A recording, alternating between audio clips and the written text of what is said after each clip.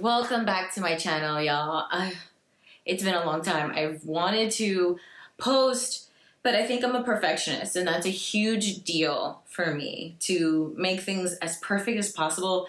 And I realized that it's not working. Life is passing me by, and I also have all these other things that I could be doing through YouTube, and I'm not actually doing them because I'm too worried about being perfect. I'm too worried about my face being perfect.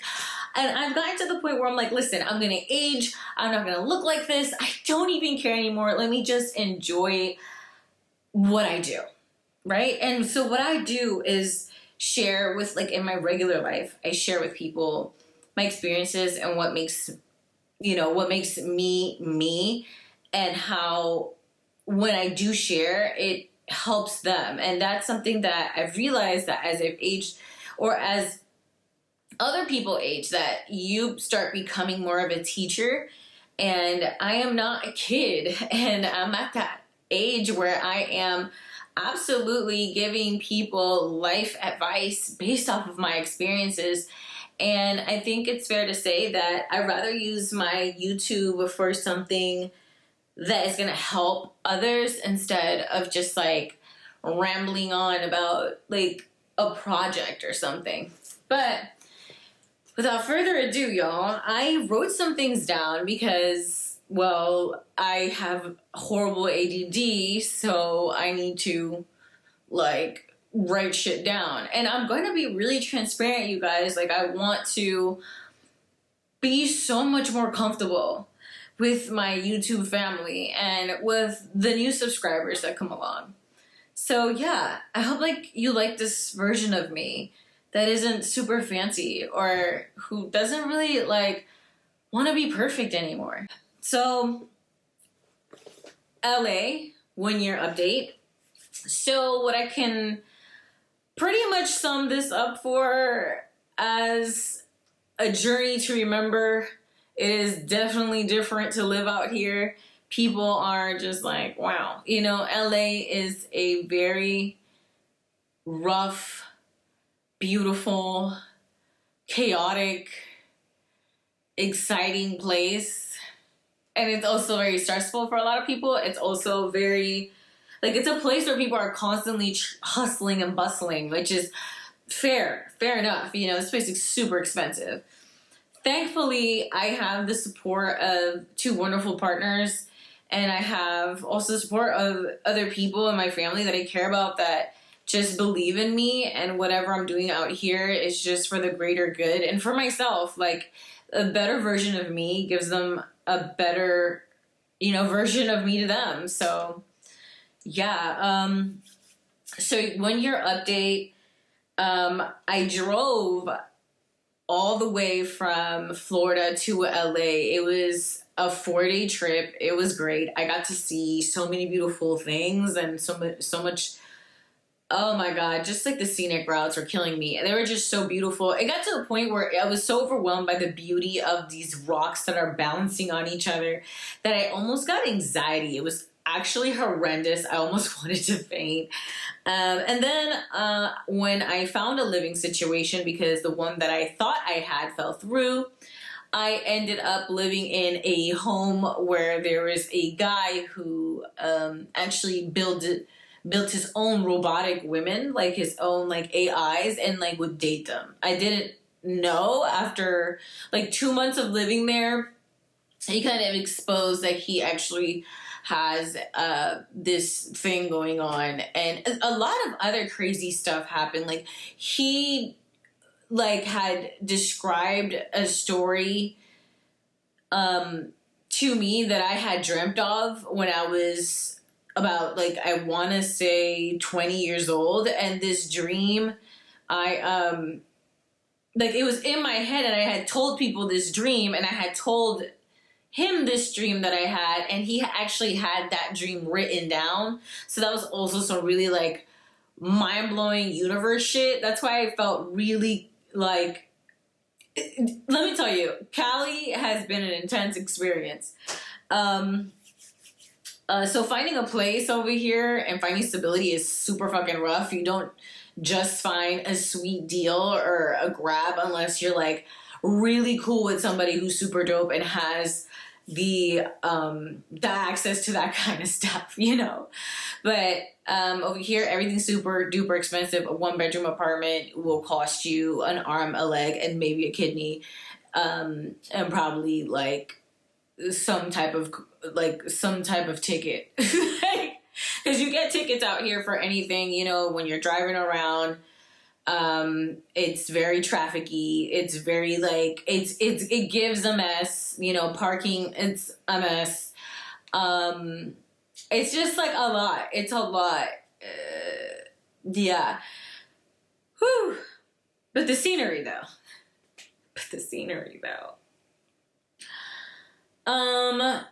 Making friends out here was also kind of rough. I've made some friends, but I mainly made them like at work, and they were more of a client, and I'm trying to like sell them jewelry, and then I'm like, actually you're dope, let's also be friends kind of thing. And also the coworkers, you kind of like bond with them a little bit because you spend a lot of time with them, but I can't really just make friends off the bat because for me, like, trust is so big and it's always been a thing for me. And finding people I could trust or finding people that want to show me that I could trust them is hard. And then a lot of people don't know, like, that they're not as dope as they think they are. And it's just... And so you have to navigate through that, and I don't really...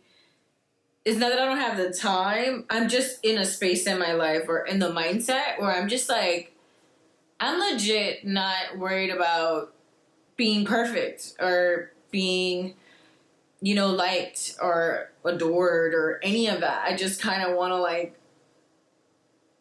just live my life, you know? I don't care. So if I meet somebody... I just want us to be better people when we are around each other, whether it's spiritually or physically or financially or whatever it is. Like, I want those kind of friendships. And if I don't feel like that's that and it's more of a parent teacher or like kind of like that kind of dynamic, a weird power dynamic, I'm just like not really interested. I mean, to me, you could be a multi-millionaire woman and you could be my friend, and as long as you're not trying to belittle me and treat me like I don't know what the fuck a bidet is, you know, or I don't know how to eat caviar, like, you know, don't treat me like crap at a party and make me take pictures of everybody except me and you. Like, if it's that kind of vibe, I'm not into it. And there's a lot of people that minimize people out here, like, on a constant level. I understand people in conversations will always try to make themselves look good or whatever, but, like, they'll always try to minimize a person's experience, and it's just like, it's hard to find people out here that aren't, like, also very hurt and trying to, like, one-up a conversation or one-up an experience. It's like, whatevs. I am very transparent about the things I've been through and the things that I've experienced and even the things I've done. And people are just kind of like, wow, that's intense. You're just, but they're just as intense as I am. They're just not real. But when I am able to say how I feel it, and I don't care, it is taken. Like, people are taken aback. They're like, "That's how you really feel?" Like, I remember a celebrity came into my store and like, "Oh, by the way, I quit my job." That part. By the way, I quit my job. That part. A celebrity came in and they said something. We were having a great time, but they said something that, you know, could have been a little controversial. They said something that might have been a little bit, ooh, you know, and when I went like, oh, okay, they immediately switched up and they're like, oh, that's not what I meant. And it's like, who fucking cares? Fucking cares. I mean, yeah, you know what? We live in a world where you say how you feel and people will dox you or they will try to pull up on you or yeah. We do live in I see the trouble in it. I see the trouble and the worry, but I mean, I'd rather just be real, die being real than like honestly just like trying to appease a bunch of people. That's so like time consuming, especially when you're like a celebrity. So am I achieving my goals now that I'm here? Yeah, I am. I'm actually achieving my goals, and I'm taking I'm betting on myself now. Like, I'm really betting on myself. I'm banking on me. I'm putting all my eggs in my basket, and I am going up the hill, you know? And I am giving it my all and doing the best I can. So, yeah, I'm achieving my goals. I'm enjoying myself. I'm also looking at the brighter side of things. Even when I get super uber depressed, I really try my best to just look at life like really, like there's so many people going through other shit. Like you could get so much closer to where you need to be. And when you get there, you could do so much more. Not just for yourself, but the people that you get all down in the dumps for, you know, like impoverished children, or even our cities where we don't have clean water, things of that nature. Those things bug me, y'all. Like, they bug me. Let's talk about the book I'm Glad My Mom Died by Jennette McCurdy. I'm Glad My Mom Died by Jennette McCurdy is one of the best books I've ever gotten to audio listen to in forever. And some of y'all know, for those that know me, know that I went through a lot of mother-daughter trauma, and my relationship with my mom has completely severed. I haven't spoken to her in 3 years. And reading this book pretty much confirmed so many things for me. Not only my mom's abuse, but it confirmed that a lot of the dreams that I thought I had really weren't my dreams. They were my mom's dreams. And I'm still struggling to, you know, find my dreams, you know, within hers. Like, I'm always trying to do something that I feel like would make her happy, please her. And I'm just not a little girl anymore. And if I don't want to do something, I don't do it. Like, it's when you mature, you realize when you do things you don't want to do, especially if you came up from a toxic household or you came out of toxic situations, bad situations, like doing things you don't like feels like you're R-ing yourself. You know what I mean? So that's where I am. Like, I just don't want to continue to live under my mom's like her thumb, metaphorically, because she doesn't like have her thumb on me, but just living the dream she was vicariously living through me. Like, also the perfectionism thing. Like, I don't care. I'm on camera with my cats on my face because my skin's jacked up because I'm all the way here in the freaking canyons, which is drying out my skin, tearing me the fuck up. But I am happy as fuck. And honestly, like, to me, success is having your mental health on point. Your mental health being on point, to me, is success, okay? But this book, it talks about child actors and what they go through and all the adversity and all the things that they have to experience on set. And I remember being a child that was pushed by their parent to be an actress. And it's all about being chosen. It's all about being perfect for this role or that or this or that, and then putting you in emotionally traumatic situations for money or entertainment without really being explained what it is or how it can psychologically do harm to you. And the parents don't even get it either. I grew up with a stage mom, and stage moms to me are the worst of all. Like, I am so glad that I do not speak to my mom, because she still wants to be a stage mom of your life. And I'm like, girl, no, you can't even get your life in order and you want to control mine. And I understand, maybe you feel like your life's a hot mess or whatever, but that's not my problem. And I didn't ask to be here. Toxic mothers and your dream, like, as a lady, girls, shit, anybody. I think toxic parents in general. Like, if you're going through that, I am so sorry, because it's like the first people you're supposed to trust. You're supposed to feel like care about you, support you, know you for you, want to know you for you, want to get to know you. They don't, and you go around your life really not knowing who to trust, or feeling insecure, like you're never going to get, you're never going to feel at home, or you're never going to feel a sense of ease, because there's no one you can really talk to or lean on, or you know what I mean? It sucks. It's a very lonely feeling. So, Jenna McCurdy's book, amazing. I'm glad my mom died, is an amazing book. Definitely read it. There was so many twists and turns. Shocking. I mean, whew, mind blowing. This is like crazier than the telenovelas you've ever seen in your freaking life, okay? Wow.